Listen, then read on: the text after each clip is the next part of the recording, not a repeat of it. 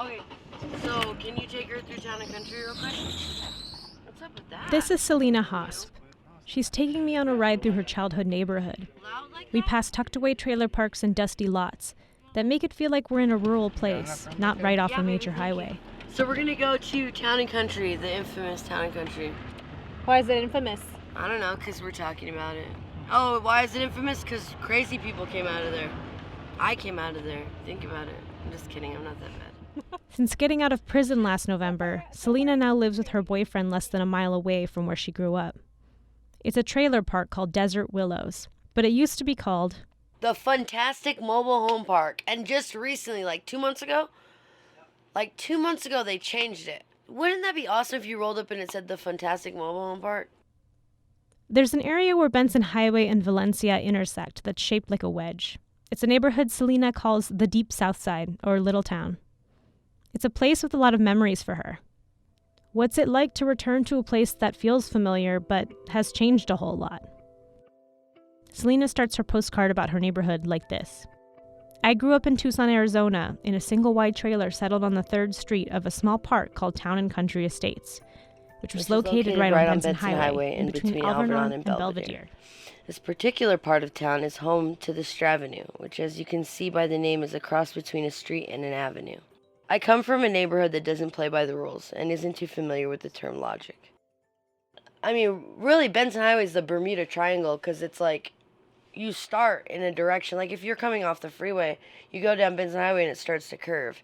And then you get to Irvington and it stops completely. And then it starts again on the other side of Irvington, and it goes to Park. And it's like, what's going on here, The Stravenue, I mean, there probably are some in other places in Tucson, but I've never seen them. I've only seen them in this neighborhood. In the last 5 years, we've seen a lot of changes. The deserts surrounding my trailer park have all but disappeared, and although the once rural area hasn't been so rural for almost 10 years, it seems there's been an even bigger boom in housing developments in the past 5 years. Despite the increase in population, the streets are eerily quiet at night. Kids used to travel in packs down the dark streets, skateboarding and riding 20-inch BMX bikes. The things that should have changed with the growing population, like safer roads, bigger schools, longer and more frequent bus schedules, have stayed the same. Look, it's like this. Like, there's a certain draw about a bunch of kids, like, doing whatever the hell they want. My neighborhood was just a bunch of kids doing whatever the hell they wanted. We come from single-parent homes. When our parents tried to give us something more like a home, our trailer, well, I grew up in a trailer, but it was brand new when my mother got it. I mean, we're not talking about a little fifth wheel, or some house that somebody lived in 10 times before. My mother tried to give us a home, and I'd kick holes in the wall and stuff, you know what I mean? Oh, it was horrible. It was horrible. Me and my sister would fight. She'd be like, my walls! It was crazy, but there was no supervision whatsoever because my mom was at work. I long for the days when Benson Highway was packed side by side with pay-by-the-week motels that lit up the streets at night with their neon signs advertising vacancies as far as the eye could see. Let's see, this is that Garden City I was telling you about right here. That it was the Circle K. Yeah, this Quick Mart was never there. That Dollar General was never there. This is all in the last, I'd say the last 5. Residential communities consisted of numerous trailer parks that housed unique abodes such as fifth wheels, RVs, single, double, triple wide trailers, and meth labs. I made that last part up, but if they existed, it was around here.